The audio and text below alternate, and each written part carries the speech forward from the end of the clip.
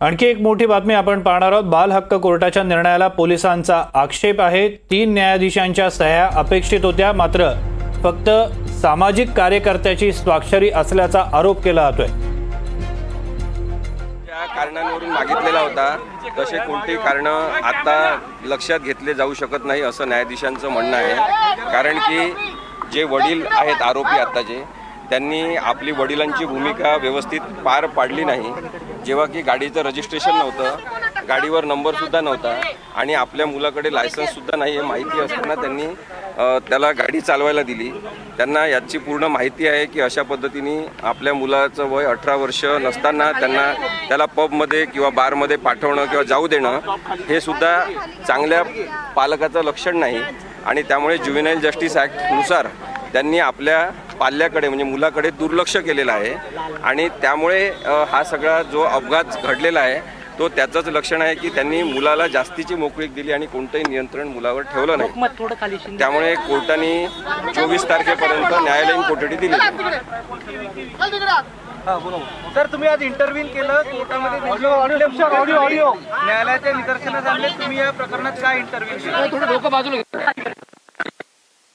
मुद्दा आहे की तर पहिली गोष्ट म्हणजे या अपघातात जरी 2 जण मेलेले असले तरी पुण्यातल्या सगळ्यांनाच रस्त्यांवरून जावं लागते, वाहनं चालवावं लागतात आणि सगळ्यांचा जीव धोक्यात आहे अशी परिस्थिती आहे।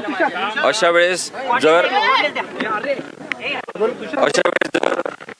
आपण पाहिलं की कोणी अपघात करेल आणि तो जर श्रीमंत व्यक्ती असेल तर त्याला काहीच होणार नाही। ही जी न्यायाची असमानता आहे ही सुद्धा महत्त्वाची आहे।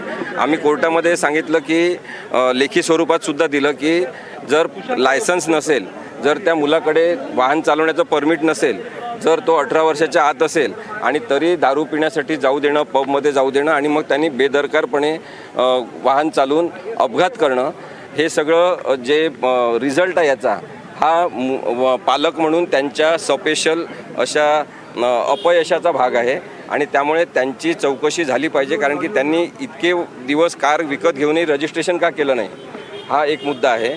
आणि दुसरा मुद्दा आहे की त्यांनी मुलाकडे लक्ष का दिलं नाही।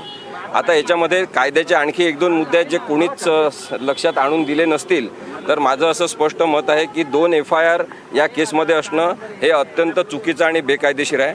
दुसरं, आतापर्यंत सगळी चर्चा सुरू आहे पण एकही प्रोव्हिजन, एकही कलम दारूबंदी कायद्याचं पोलिसांनी लावलेलं नाही, ज्याला प्रोहिबिशन ॲक्ट असं म्हणतात।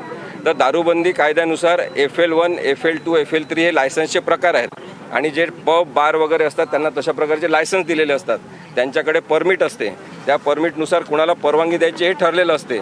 ज्यांचा जो परमिट नाही त्यांच्यासाठी तिथे परमिटची किंवा छोट्या पावत्यांची व्यवस्था असते। या सगळ्या गोष्टींचं रजिस्टर मेंटेन केलं पाहिजे। त्यामुळे दारूबंदी कायद्याची पूर्णपणे अंमलबजावणीच होत नसताना पोलिसांनी दारूबंदीचं कलम का लावलं नाही हा एक महत्त्वाचा मुद्दा आहे। अंडरवर्ल्डचा काय संबंध आहे असं राहुल काय म्हणायचं? राहुल गांधींचा गैरसमज झालेला आहे आणि सगळ्यांचाच तसा झालेला आहे की या मुलाला केवळ जामीन दिलेला आहे, त्याला काही मोकळं सोडून दिलेलं नाही आहे, निर्दोष सोडलेलं नाही आहे। त्यामुळे जामीन करत असताना ॲक्टमध्ये जी प्रोव्हिजन आहे ती सुधारणावादी शिक्षेची किंवा अटींची आहे, त्याला काही अटी सोडलेला आहे। त्यामुळे सगळ्यांनीच निबंध लिहिला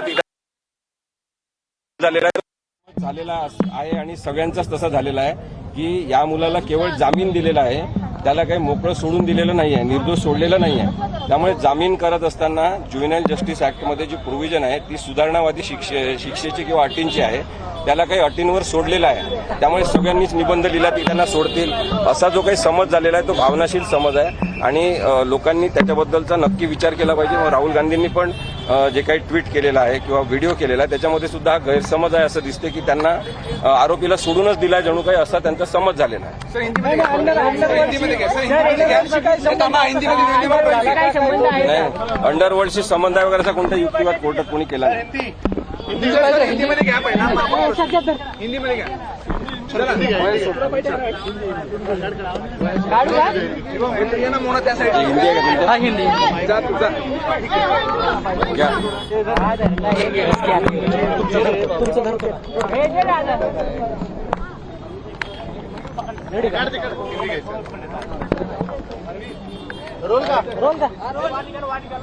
क्या बताओगे अभी आप बाहर आए हो क्या बताना? देखिए जो आज आरोपी लाए थे विशाल जी अग्रवाल, वो जो मेन आरोपी है जिन्होंने एक्सीडेंट किया है उनके पिताजी है।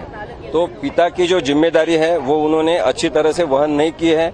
एक पिता की जिम्मेदारी होती है कि वो अपने बच्चे का ख्याल रखे, उसे अच्छे वातावरण में रखे, और जब पता है कि वो 18 साल का नहीं है तो उसे पब में नहीं जाने देना चाहिए, और जब उसके पास लाइसेंस नहीं है तो उसको ड्राइविंग के लिए इतनी बड़ी कार नहीं देनी चाहिए।